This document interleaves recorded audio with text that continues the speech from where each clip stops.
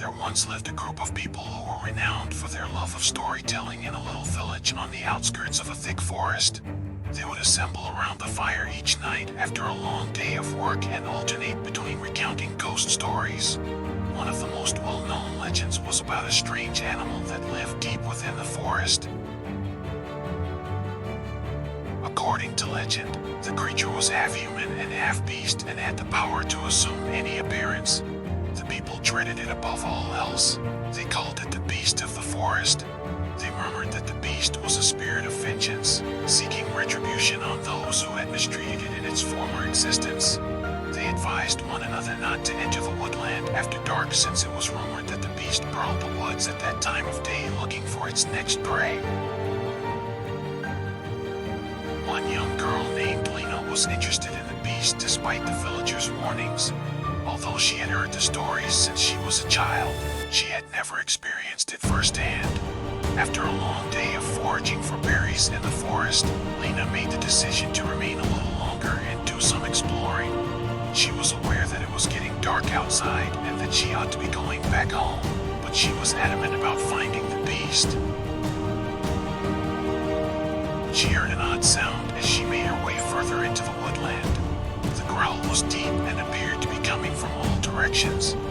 She was scared, but she was also interested. She kept moving in the general direction of the growl, and eventually she came across a clearing. The clearing center was occupied by a huge, black figure. The beast was there. Lena has never seen anything like the beast. It was enormous, with a body covered in fur and horns sticking out of its head. It had blazing crimson eyes that shone in the shadows. While Lena was paralyzed by dread, she also experienced an odd sensation of curiosity. She desired a close-up view of the beast. The beast turned to face her as she took a step forward. It began to roar louder as its eyes started to close. Lena became conscious of her error.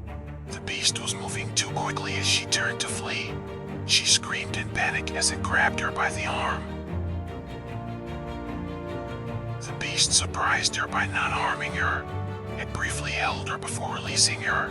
"Why are you here, child?"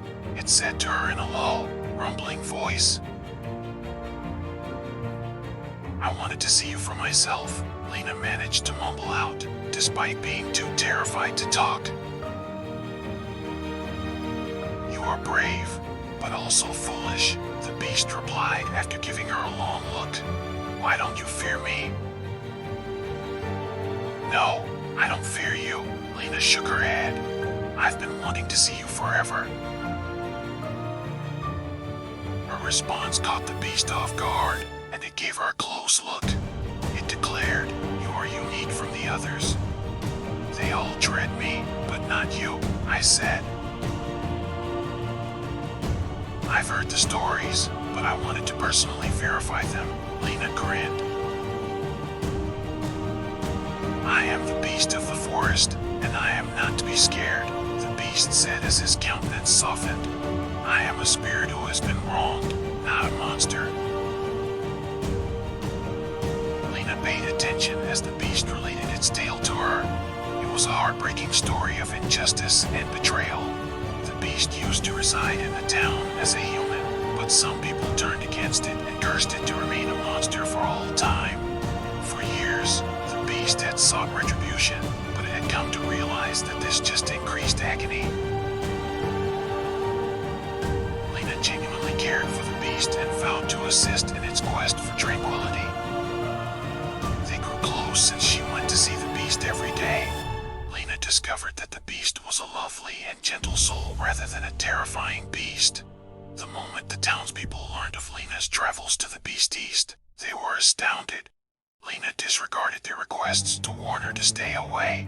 She was adamant about seeing the beast through to redemption since she had faith in it. The townspeople were furious when they learned Lena had been seeing the beast one day. They assembled and marched into the jungle to eliminate the beast once and for all. Lena was afraid for her companion and realized she needed to take action to safeguard it. She went up to the beast and gave him the circumstances. The beast was enraged and vowed to obliterate the village. It was brought under control by Lena, who also offered a remedy. The beast might show the villagers that it wasn't a monster, but a ghost who needed to be forgiven. The beast changed the following day into a person and went up to the villagers. It told them about its past, including the anguish and pain it had gone through.